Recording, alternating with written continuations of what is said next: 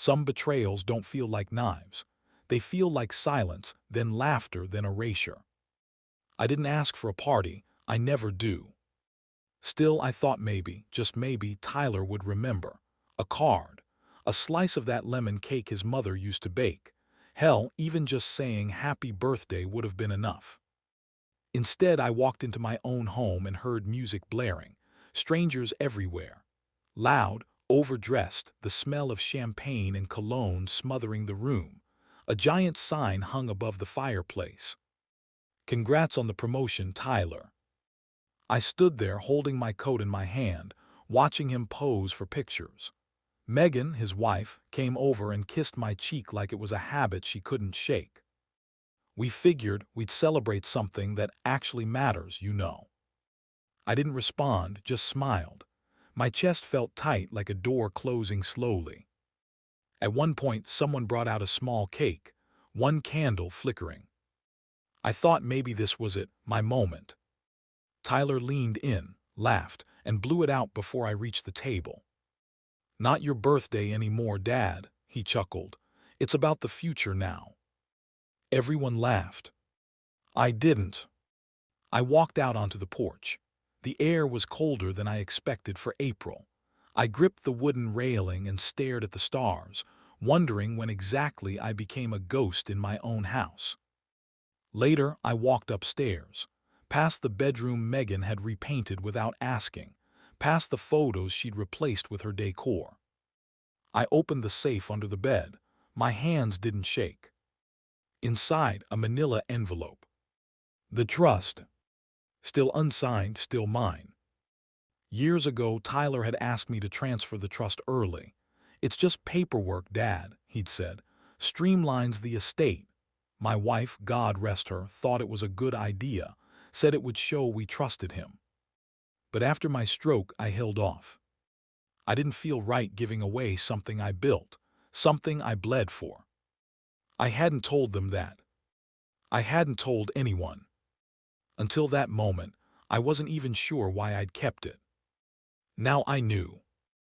I stared at the envelope for a long time. The party downstairs got louder.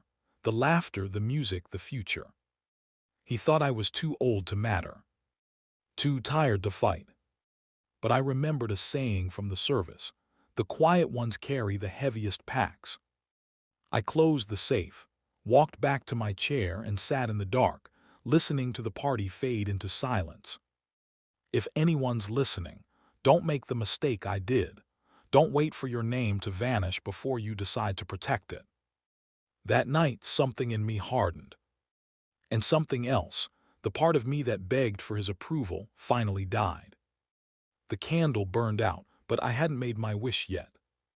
They didn't kick me out. They made me invisible. The morning after the party, my recliner was gone from the living room. I found it in the garage next to the recycling bin, covered in an old bedsheet, like it was already dead.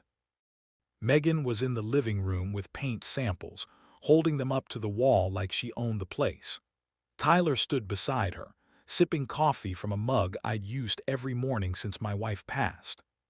She'd loved that recliner, called it my thinking chair, said it still smelled like the cedar from our first cabin. Too bulky, Megan muttered, tapping a swatch against the wall. This space needs to breathe. Tyler grinned. Trust will be finalized soon, then we'll really open it up. I stood in the hallway unseen. I could have said something. Could have reminded them that I still lived here, that I paid off the mortgage before Tyler ever touched a paycheck. But I didn't. I turned and walked back upstairs. Later that week, I noticed the wedding photos were gone from the wall, replaced with abstract art, cold, metallic shapes that looked like nothing and meant even less. I asked Tyler gently, where the photo wall? He shrugged. We stored everything. It was starting to feel dated. I nodded, said nothing. In the attic, I found the boxes. Sentimental clutter, Megan had labeled one. My wife's shawl, her garden gloves, the framed letter from the VA thanking me for 26 years of service, all shoved in like junk. That night, I heard their voices through the vents. Once the trust is ours, Tyler said, we'll finally have the freedom to renovate properly. Megan laughed. I want this place gutted, knew everything. He added, Dad's practically checked out anyway. It's like living with a houseplant. I sat at the top of the stairs, holding the flag from my service, the one handed to me in trembling silence the day they lowered my wife into the ground. I didn't cry. My tears dried years ago, but I did feel a pulse in my jaw, not rage, not sadness. Clarity. They weren't waiting for me to die. They were designing their future on the assumption I'd already left. My name was still on the deed, still on the trust, still printed on every document that mattered.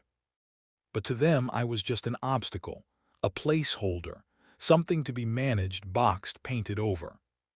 I didn't raise my voice, didn't defend the chair, or the photos, or my wife's things. I just began to pay attention. When Megan changed the lock code without telling me. When Tyler skipped my doctor's appointment but made time for the mortgage broker. When they whispered in the kitchen and stopped when I entered. Each time I wrote it down. The Navy taught me something. War doesn't always come with explosions. Sometimes it comes with erasure. And in erasure, you don't react. You record. That night, I sat in the garage on my own damn chair and began writing everything down. When betrayal comes slowly, it hides in the details, a changed pill, a missing password, a tone that sounds like concern but smells like control. Angela came by every Thursday. She checked my vitals, sorted my medication, and chatted about her grandkids. But that morning she frowned. Why is your medication changing again? She asked. I blinked, changing. She lifted the pill organizer from the counter. You were taking 8 milligrams last week. These are 10s. I looked at the label.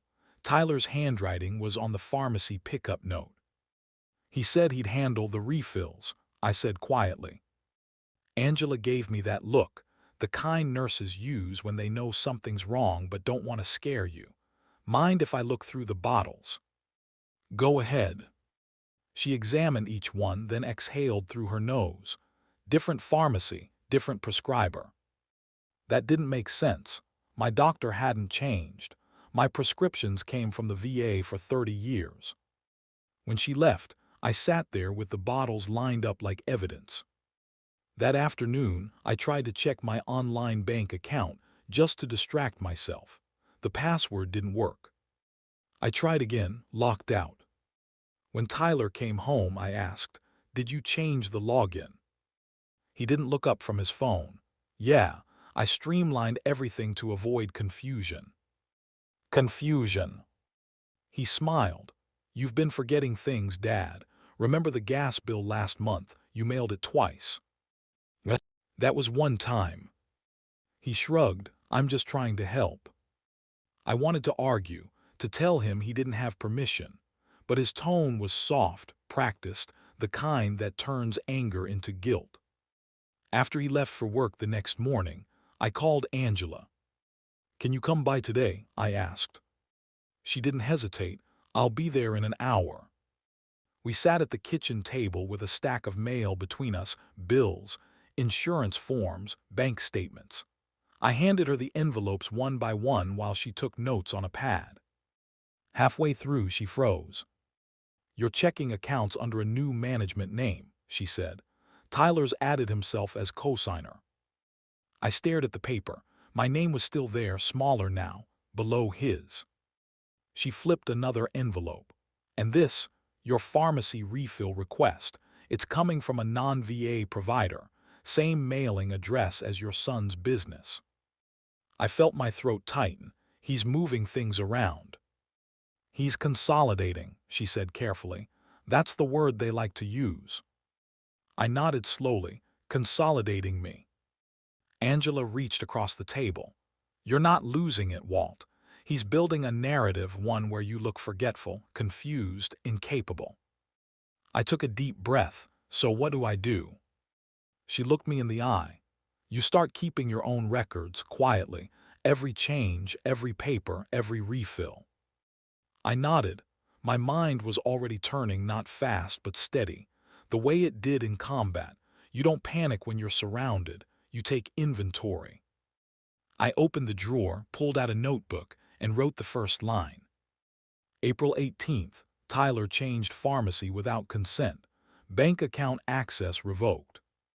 Then I looked at Angela and said, "Let him think I'm confused. It'll make him sloppy." She smiled, faint but proud. "Now you sound like yourself again." And for the first time in weeks, I didn't feel like the patient. I felt like the witness. I'd forgotten about the garage filing cabinet, the one with rust on the handle and duct tape across the drawer.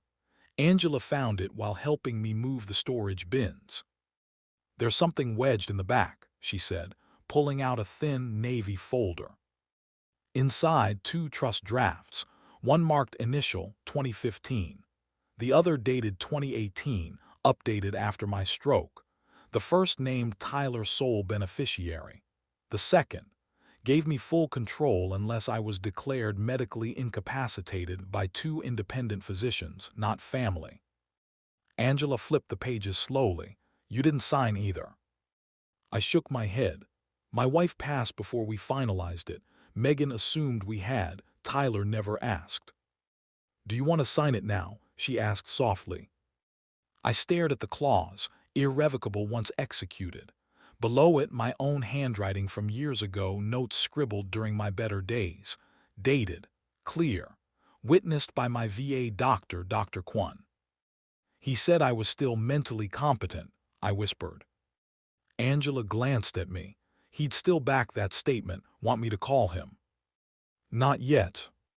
I held the folder like it was something sacred, not because of what it gave me, but because of what it denied them. They thought they'd buried my rights with my wife, that grief would keep me docile. But this document, this forgotten version, was a scalpel, quiet, legal, clean.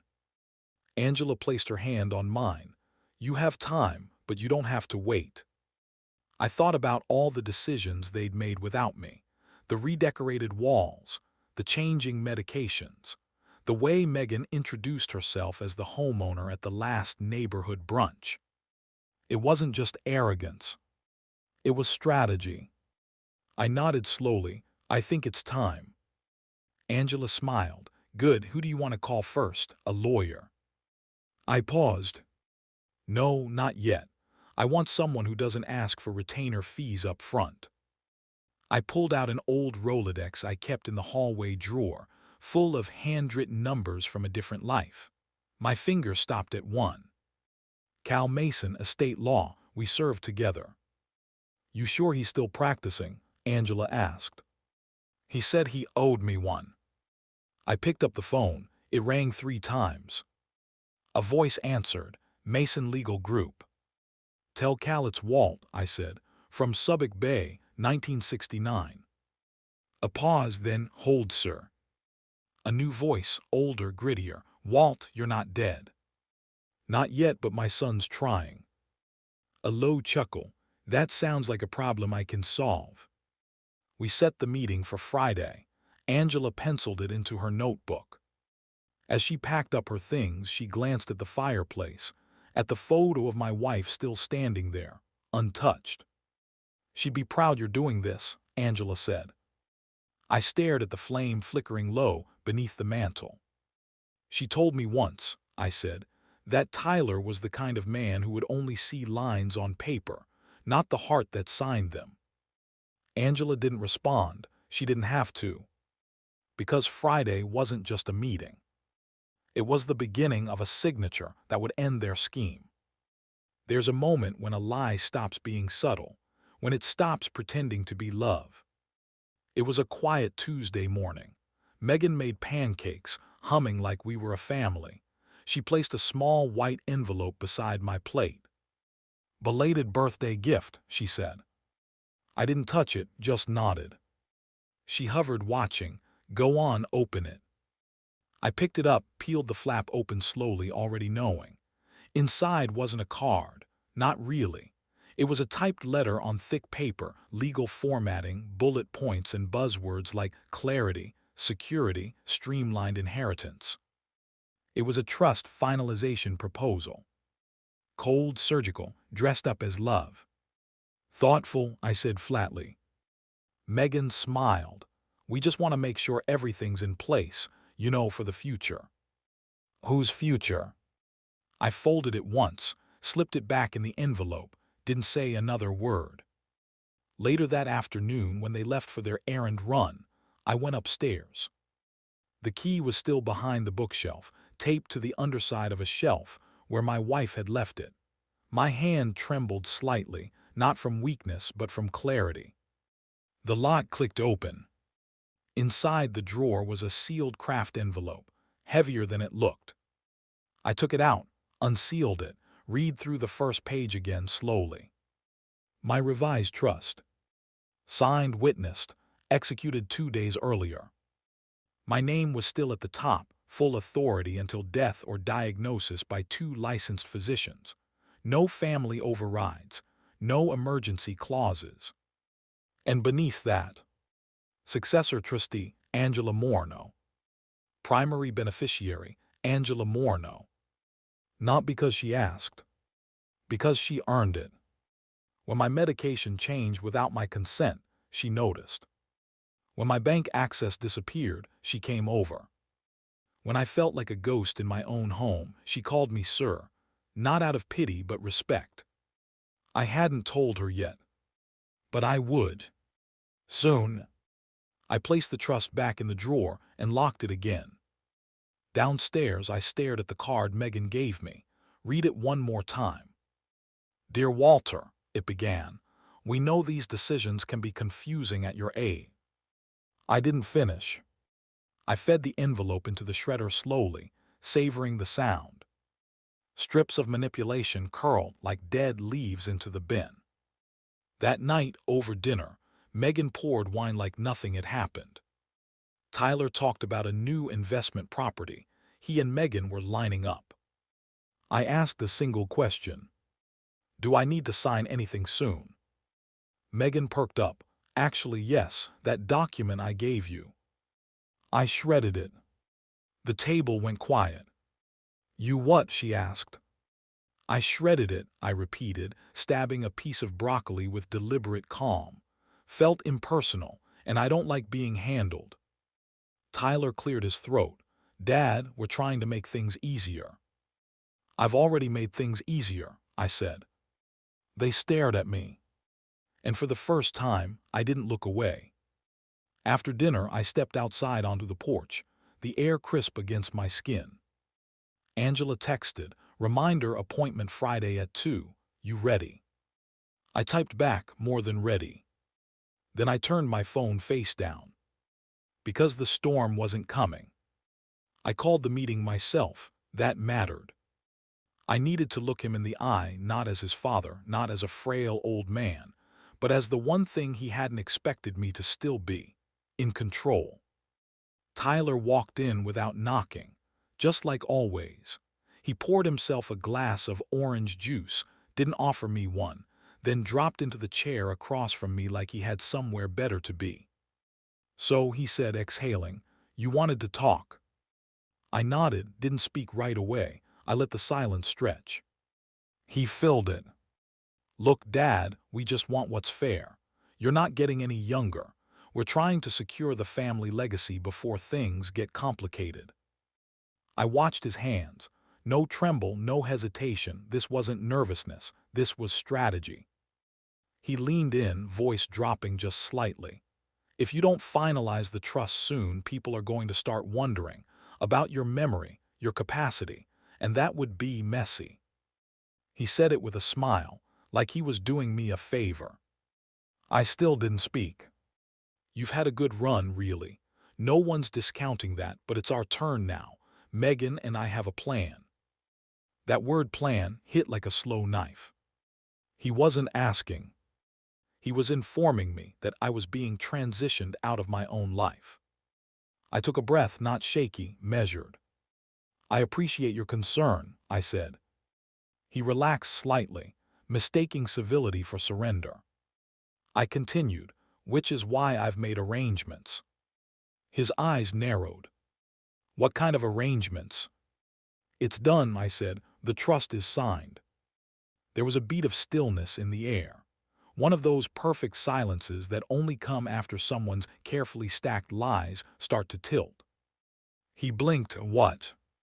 You're no longer the beneficiary. His glass hit the table too hard.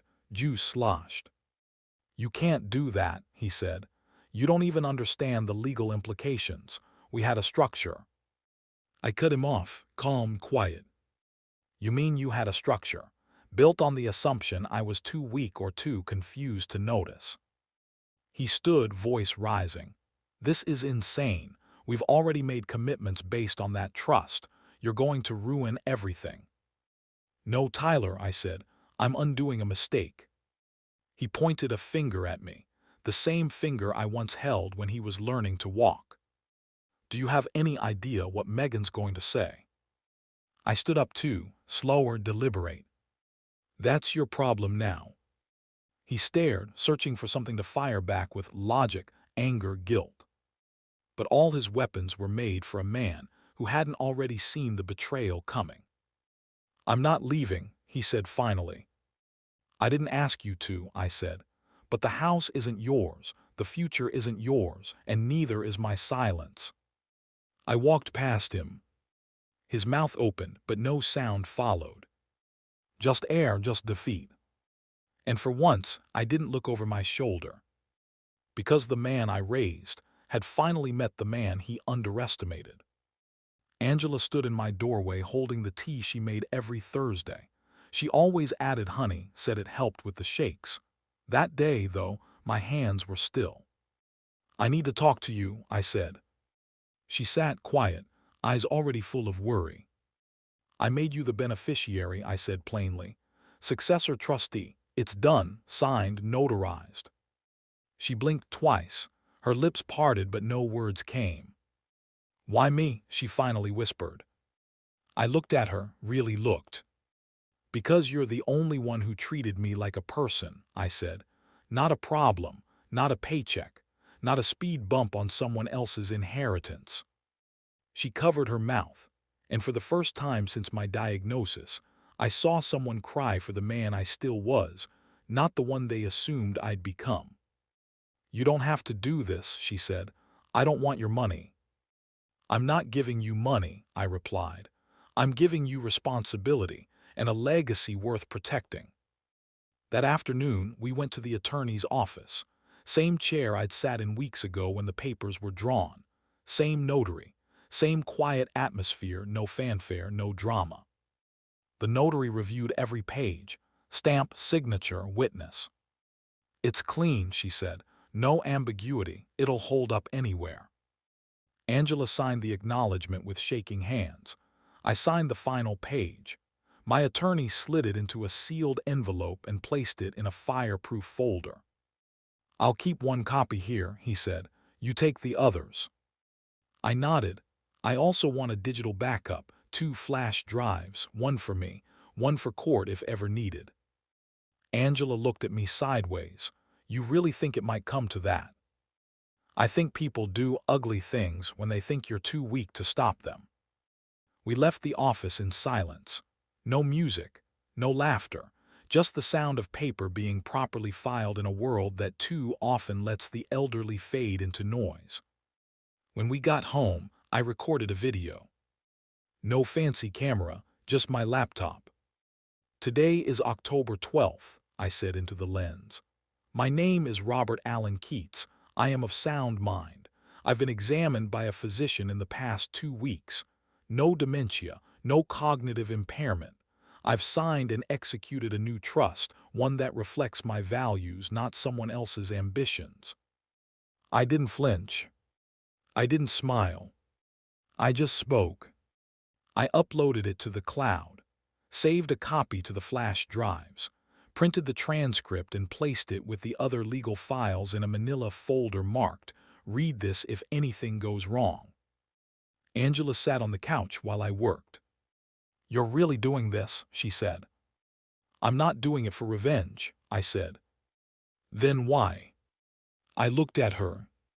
Because silence isn't the same as peace, and they've confused the two for too long. That night I placed one flash drive in my safety box. The other, I mailed to my attorney. Stamp tracked, delivered.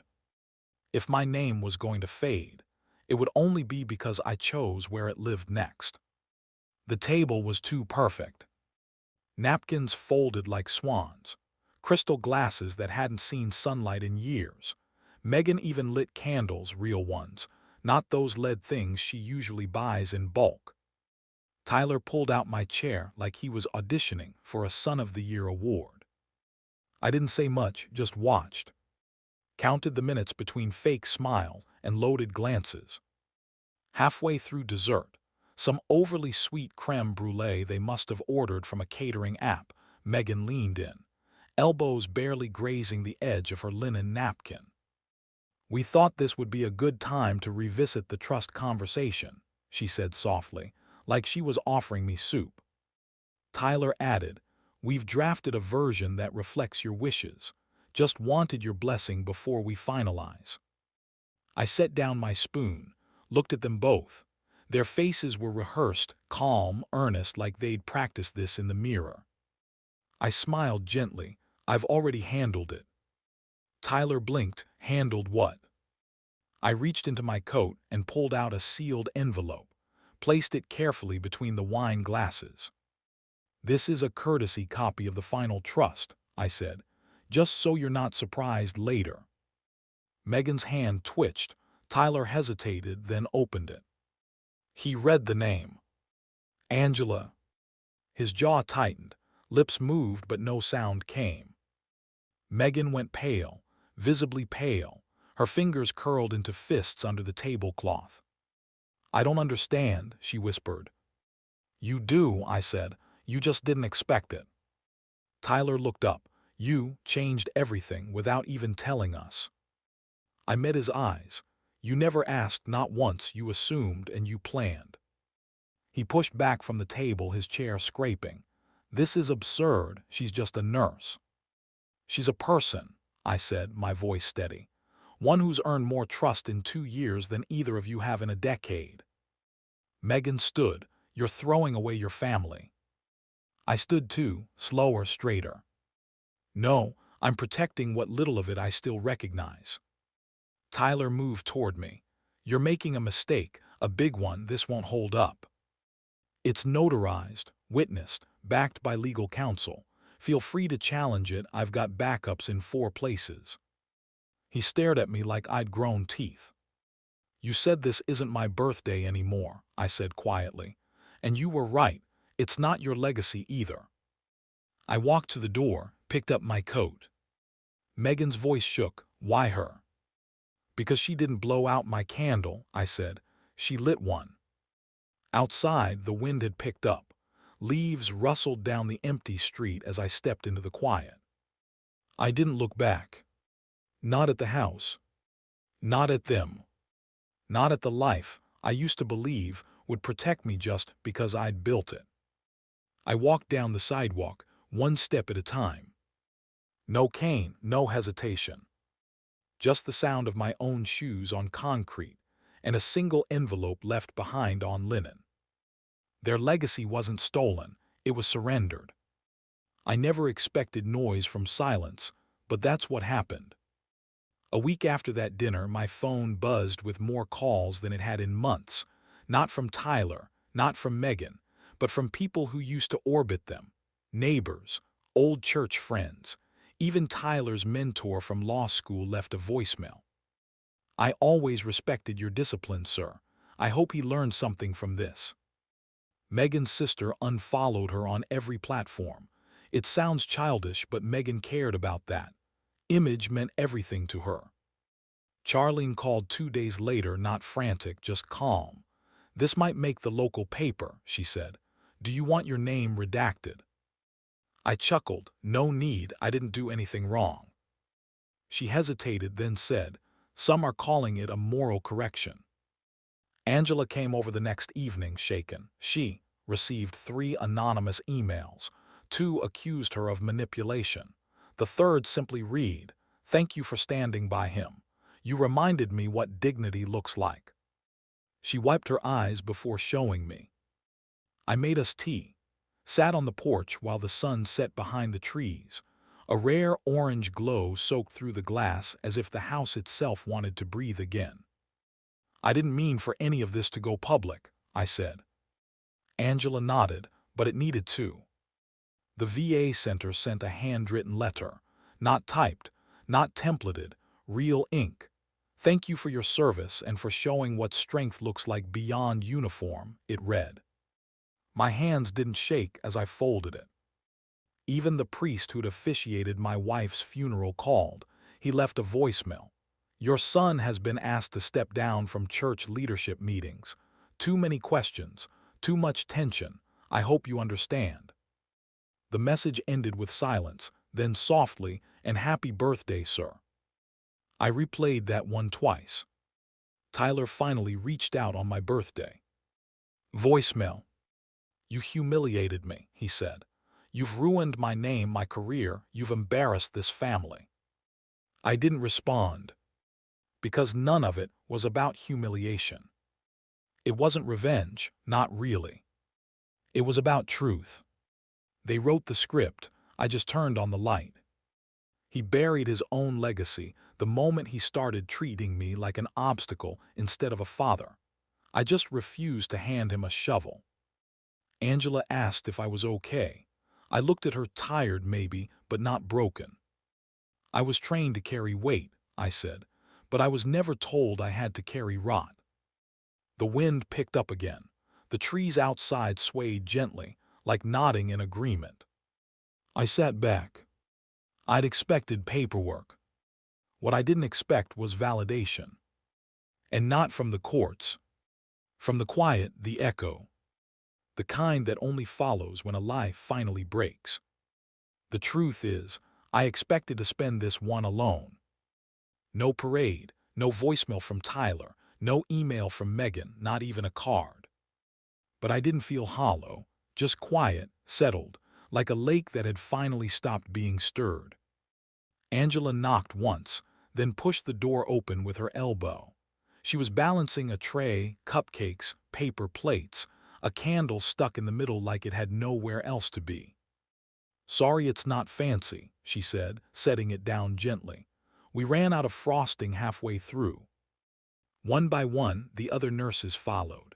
A few residents, too. Hal from down the hall, who used to be a welder. Marnie, who always wore bright scarves and had lost most of her words but still smiled when she saw me. They handed me a card. The writing was uneven, some names scribbled in shaky loops, others in block letters. Each one made me feel more seen than all the polished signatures I used to get from Tyler's colleagues. Angela sat beside me. "You ready?" she asked. She struck a match, held it out, then passed it to me instead of lighting the candle herself. "Your turn," she said. I stared at the wick, let the flame kiss it slow. The candle flickered to life. I didn't make a wish. I didn't need to. That night, after everyone had left and the halls had gone quiet, I reached into my desk drawer and pulled out a folder. The original trust, the one Tyler had assumed would guarantee him everything. Every clause, every signature box, still untouched. I opened the fireplace cover and fed it in, page by page. The crackle wasn't angry, it was clean, purging. One sheet curled, then blackened, then vanished into ash. I watched each one disintegrate. Not to forget, but to mark. This wasn't revenge, this was a record. A line drawn not in ink, but in flame. Angela checked on me before lights out. She saw the last ember die in the hearth and raised an eyebrow. "Cleaning house?" she asked. "Just history," I said. She didn't press, just smiled and closed the door behind her. I sat back in my chair, let my fingers relax around the armrests. The warmth from the fire still hummed through the floor. My wife would have liked tonight, not because of the cupcakes or the singing, but because it was real, honest, nothing performative. Just kindness. Something we both gave too much of and got too little in return. I closed my eyes. No battles left to fight. No legacy left to salvage. Just one that had finally been handed back to me, not by force, not by inheritance, but by truth. I opened them again. The candle still burned on the side table. No one blew it out. And this time the flame was mine.